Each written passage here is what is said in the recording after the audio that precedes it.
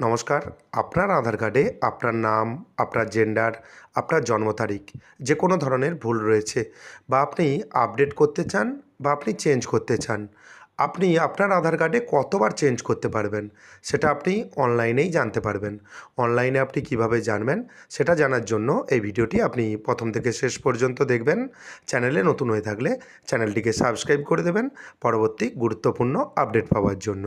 সর্বপ্রথম আধার কার্ডের official website visit করবেন myaadhar.uidi.gov.in এবং এই ওয়েবসাইটের লিঙ্ক আমি ডেসক্রিপশন বক্সে প্রোভাইড করে দেবো।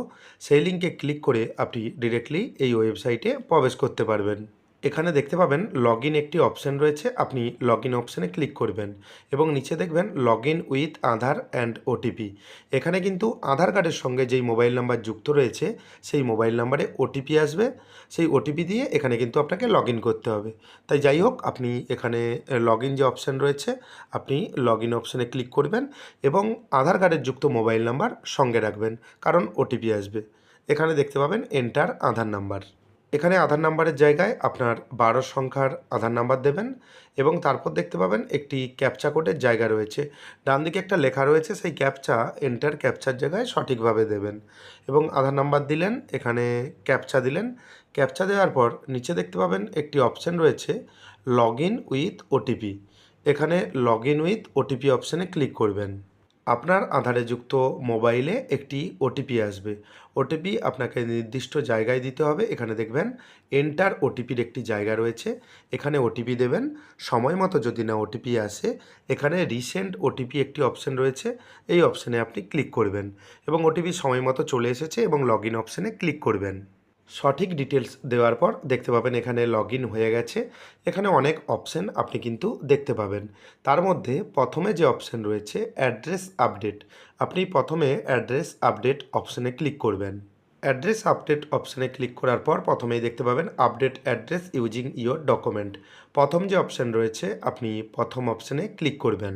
এখান থেকেই আপনি বুঝতে পারবেন আপনার আধার কার্ডে আপনার নাম, আপনার জন্ম তারিখ, জেন্ডার, অ্যাড্রেস আপনি কতবার চেঞ্জ করতে পারবেন। প্রথমেই দেখতে পাবেন যে এখানে নেম লেখা রয়েছে এবং ডান দিকে লেখা রয়েছে টু আপডেট লেফট। আপনি যদি আরেকবার চেঞ্জ করে নেন সেক্ষেত্রে এখানে ওয়ান আপডেট লেফট লেখা থাকবে।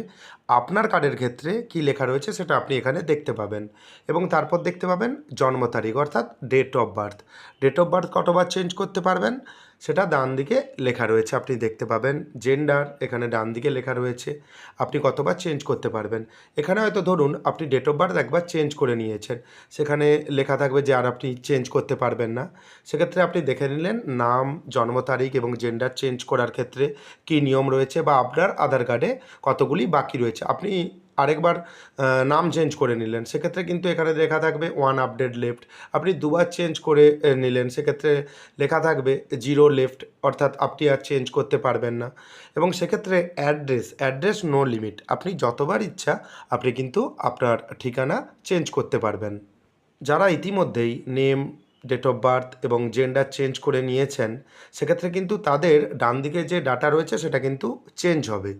সেজন্য আপনি আপনার নিজস্ব আধার কার্ড লগ ইন করে দেখে নিতে পারবেন, তাহলে সঠিক তথ্য আপনি পেয়ে যাবেন। এখানে নাম, জন্ম তারিখ এবং জেন্ডার আপনি এই মুহূর্তে নিজে থেকে চেঞ্জ করতে পারবেন না, আপনাকে আধার সেন্টার গিয়ে এটা কিন্তু চেঞ্জ করে নিতে হবে।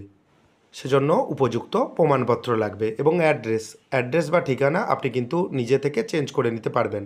সে সম্বন্ধে ভিডিও আমার চ্যানেলে রয়েছে, যদি দরকার হয় আপনি দেখে নিতে পারেন।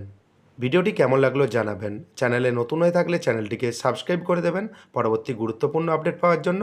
ভিডিওটি যদি ভালো লাগে ভিডিওটি লাইক করে দেবেন এবং বন্ধুদের মধ্যে বেশি বেশি করে শেয়ার করবেন। ধন্যবাদ।